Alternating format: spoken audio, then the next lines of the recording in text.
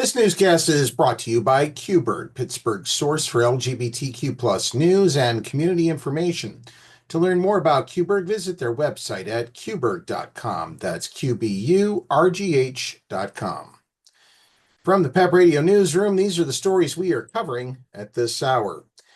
Elon Musk, who has been described as the world's richest man, a transphobic Nazi, and an irritant to both Democrats and Republicans for freezing budgets and slashing federal agency workforces, is unelected, according to the White House. He's not the head of any official government agency, despite overseeing the actions of the department known as DOGE, or the Department of Government Efficiency.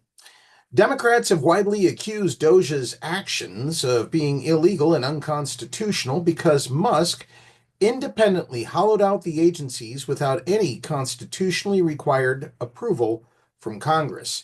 Workers dismissed by Musk have filed lawsuits to challenge those dismissals in court. Attorney Joe Gallina, founder of the progressive media outlet Call to Activism, recently asked outspoken Representative Jasmine Crockett, the Democrat from Texas, what she would directly say to Elon Musk if she had the chance. Crockett delivered a blunt two-word response that was captured on video, responding simply, F off. In other news, a group of trans women inmates have won another victory against Donald Trump's order to move them to men's prisons and stop providing them with gender-affirming care. U.S. District Judge Royce Lamberth issued a preliminary injunction against transferring the women, ruling that the Eighth Amendment prohibits cruel and unusual punishment and that they would indeed likely win their suit based on the Eighth Amendment. The order was a result of Trump's executive order targeting what he called gender ideology extremism. The executive order, titled Defending Women from Gender Ideology Extremism and Restoring Biological Truth to the Federal Government, and signed on Trump's first day in office, directs the federal government to recognize only two biologically distinct sexes, male and female. Trump followed the announcement with a directive to the Federal Bureau of Prisons to move all transgender women prisoners to men's facilities and cease gender-related health care for transgender inmates housed in the federal prison system. The order described such health care as conforming an inmate's appearance to that of the opposite sex.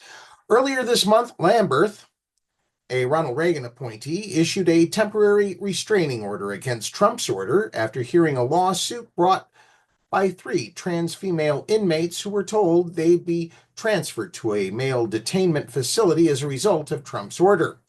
The women argued they were likely to suffer irreparable harm under Trump's order, pointing to various government reports and regulations showing that trans inmates experience significantly elevated risks of physical and sexual violence compared to other inmates when housed with people of the opposite gender.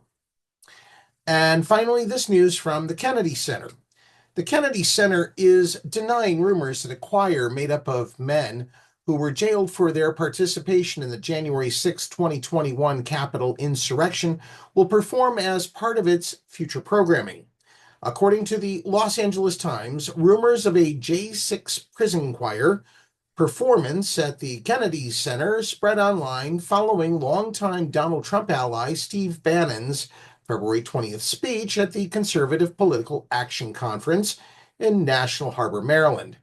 During his address, Bannon claimed to have spoken to Richard Grenell, the former U.S. ambassador to Germany, who was recently appointed by Trump as the Kennedy Center's interim executive director.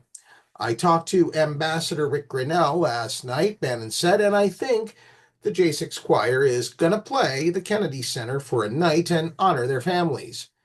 Bannon suggested that we invite all the families they try to destroy, the J6ers, and they get to sit in boxes where the elites sit. And we take the elites just for one night, and we take them down to the D.C. Gulag. Notably, Bannon also made headlines at CPAC for concluding his speech with what appeared to be a Nazi salute. Yeah, it probably was a Nazi salute.